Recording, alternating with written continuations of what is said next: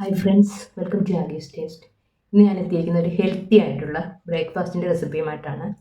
Healthy ആയിട്ടുള്ള ഇഡ്ഡലിയാണ് ഇവിടെ ഉണ്ടാക്കുന്നത് കേട്ടോ. നല്ല സോഫ്റ്റാണ്, അതുപോലെ നല്ല ഹെൽത്തിയുമാണ് കേട്ടോ.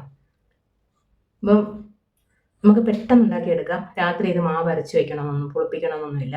രാവിലെ തന്നെ നമുക്കൊരു 10 മിനിറ്റ് കൊണ്ട് ഉണ്ടാക്കിയെടുക്കാവുന്നതാണ്. അപ്പോൾ എല്ലാവരും ഇതൊന്ന് ട്രൈ ചെയ്ത് നോക്കണം കേട്ടോ. അപ്പോൾ ഇതെങ്ങനെയാണ് ഉണ്ടാക്കിയിരിക്കുന്നത് നമുക്കൊന്ന് കണ്ടു നോക്കാം. ഞാനിവിടെ ഒരു കപ്പ് ഓട്സ് ആണ് എടുത്തിരിക്കുന്നത്.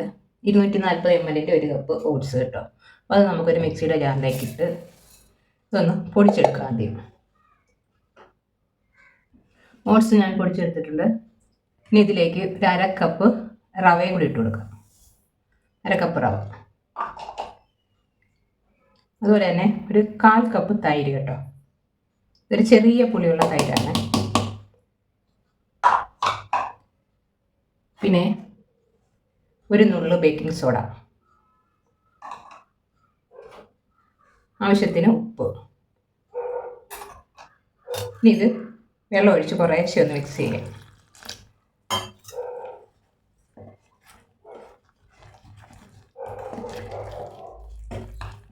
ഒരുപാടങ്ങ് വെള്ളം പോലാകരുത്. നമുക്കിത് ഇഡലിത്തട്ടിൽ കോരി ഒഴിച്ച് എടുക്കാനുള്ളതാണ് കേട്ടോ. ഇഡലിയായിട്ട് പുഴുങ്ങിയെടുക്കാനുള്ളതാണ്. അറിയാമല്ലോ പരുവം. ഇത് മതി നമുക്ക്.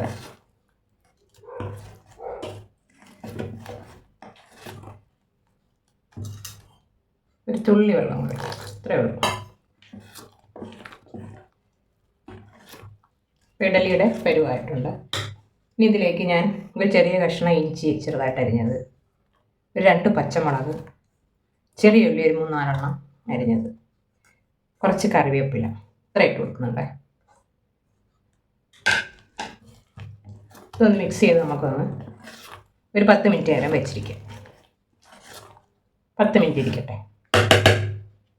അപ്പോൾ ആ സമയം കൊണ്ട് നമുക്കിതിനൊരു കറി ഉണ്ടാക്കണം. അപ്പോൾ ഞാനൊരു ചെറിയ സാമ്പാറാണ് ഉണ്ടാക്കുന്നത് കേട്ടോ.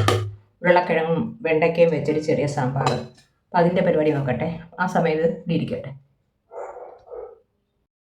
ഇപ്പോൾ ഒരു 10-20 മിനിറ്റ് ആയിട്ടുണ്ട്. സാമ്പാറൊക്കെ റെഡിയാക്കി കേട്ടോ സമയം. അപ്പോൾ ഇതിപ്പോൾ ഒന്ന് പൊങ്ങി വന്നിട്ടുണ്ട്. അതിൻ്റെ ആ കൺസിസ്റ്റൻസി ഒന്ന് മാറി കട്ടിക്ക് ആയിട്ടുണ്ട്. അപ്പം കുറച്ച് വെള്ളം ചേർത്ത് കൊടുക്കുക.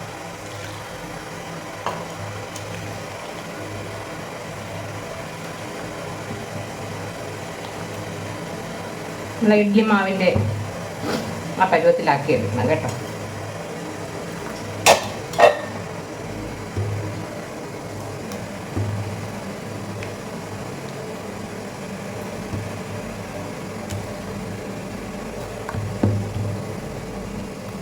ഫുള്ളായിട്ടുണ്ട്. ഇനി നമുക്കിത് ഇഡ്ഡലിത്തട്ടിലേക്ക് ഒഴിച്ചു കൊടുക്കാം. ഞാനിവിടെ ഇഡ്ഡലിത്തട്ട് എണ്ണയൊക്കെ തേച്ച് വെച്ചിട്ടുണ്ട്. അപ്പോൾ അതിലേക്ക് കുറേശ്ശെ ഒഴിച്ചു കൊടുക്കാം.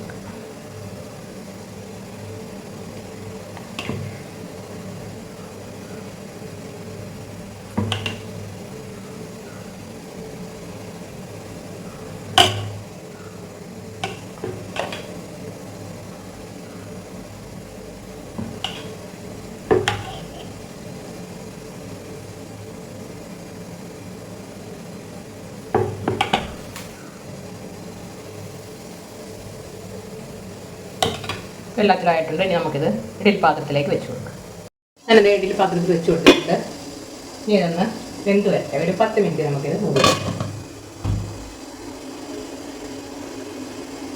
ഇപ്പോൾ ഒരു 10 മിനിറ്റ് കഴിഞ്ഞിട്ടുണ്ട്. നമുക്ക് നോക്കാം ഇഡ്ഡലി എന്തായിട്ടുണ്ട്.